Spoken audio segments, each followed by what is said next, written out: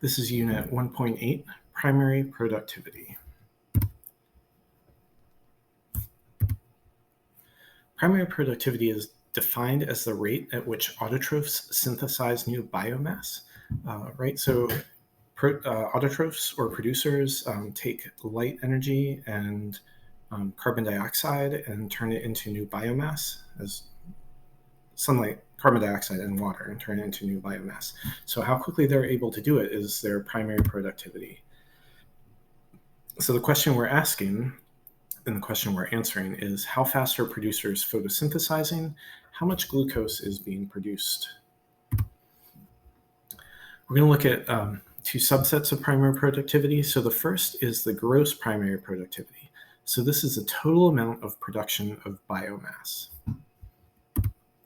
There is also net primary productivity, which is the rate of production of biomass potentially available to consumers, right, herbivores.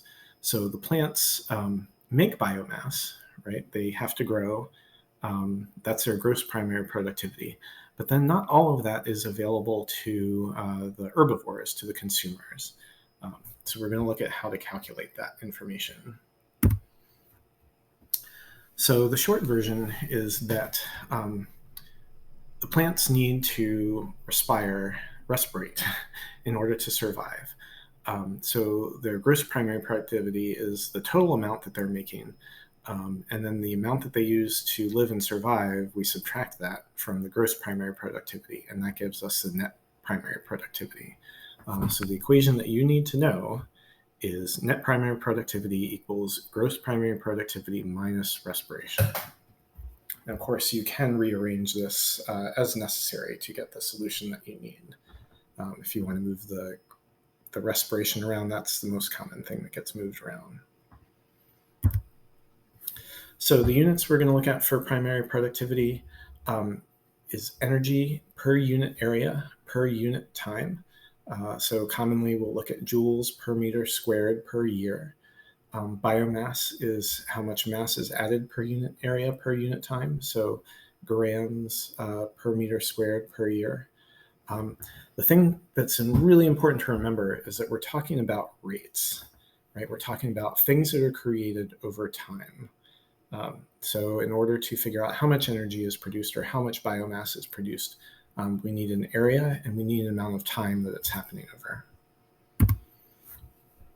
So take a look at this graph. So the carbon flux you would consider part of the productivity, right? Because plants take in carbon, they turn it into glucose. So you need to be able to examine this graph and describe what you are seeing, right? Look at the forest age, right? It starts at basically 0 on the left and then increases as it's going to the right. So what happens at the young age of the forest? What is happening sort of in a middle age forest? And then what is happening far out to the right?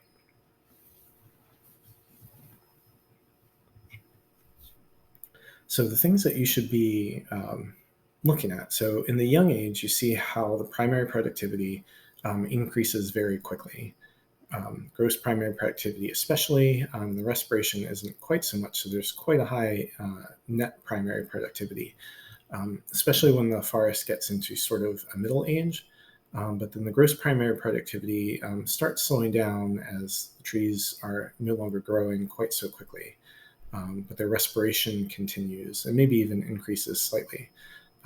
So as forests become more mature, the amount of carbon that's fluxing through them decreases. One misconception that people have is that for this reason, like younger forests are better for removing carbon from the atmosphere, when in fact that discounts the amount of carbon that's being stored in very old, very large forests. So factors that can affect primary productivity, solar radiation, right? The more sun there is, the higher quality of the sun, then that will increase primary productivity. Temperature, generally warmer temperatures correlate to higher productivity, although there are other factors that can mitigate that effect.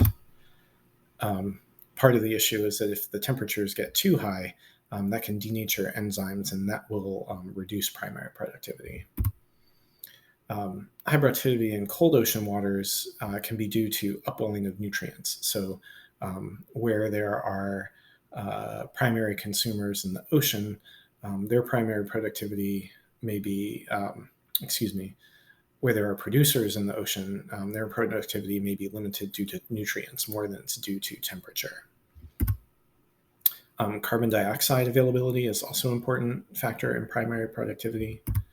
And of course, water availability. All right, deserts are not especially good places to be get primary productivity.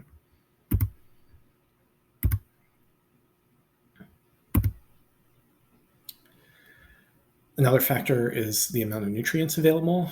Consider the example I gave about the ocean and the upwelling of nutrients there. So if there's a limited amount of nutrients, then that limits the growth of a producer. Hence the algal blooms that occur due to runoff where too much fertilizer has been used in farms for agriculture. Herbivory, right, grazing by herbivores, will also lower productivity because if the plants are eaten to the point that they can't survive or they're inefficient, then that reduces their productivity. Therefore, the thing to remember is that the most productive ecosystems have high temperatures, but not too high, lots of water, lots of light, and nutrients. So you might want to think of where on the Earth this describes, right? High temps, lots of water, lots of light, and lots of nutrients. And those are the biomes that are going to be the most productive. So consider for terrestrial ecosystems, like swamps and marshes tend to have a lot of water, tend to be where it is warm, right? Tropical rainforests fall into this category, as well as temperate forests. And then things drop off pretty fast because each of these other biomes or ecosystems are missing one of those components, whether it's water, like in the savanna, temperature, like in the taiga. Temperate grasslands probably don't get quite as much water. Extreme deserts are very low.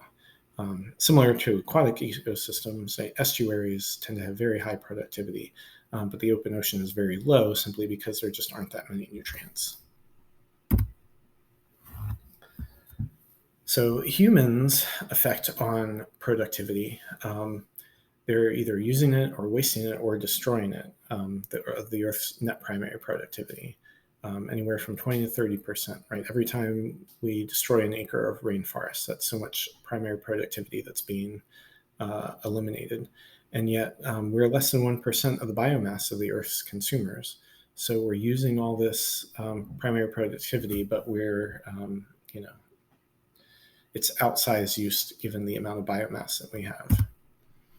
Here are some examples of producers that are accounting for this biomass or for this primary productivity. Algae and phytoplankton. In fact, 40% of the Earth's oxygen comes from ocean phytoplankton.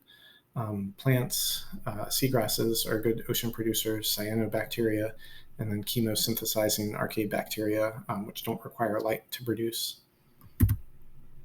Freshwater producers include more algae, aquatic plants, and then also certain types of bacteria. You can see that primary productivity drops significantly when you get deeper into water.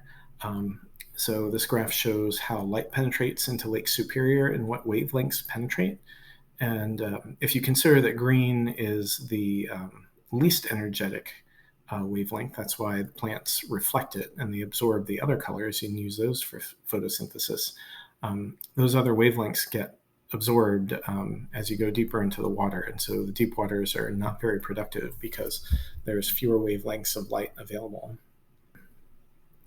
Well, that is all for Unit 1.8. Please let me know if you have any questions.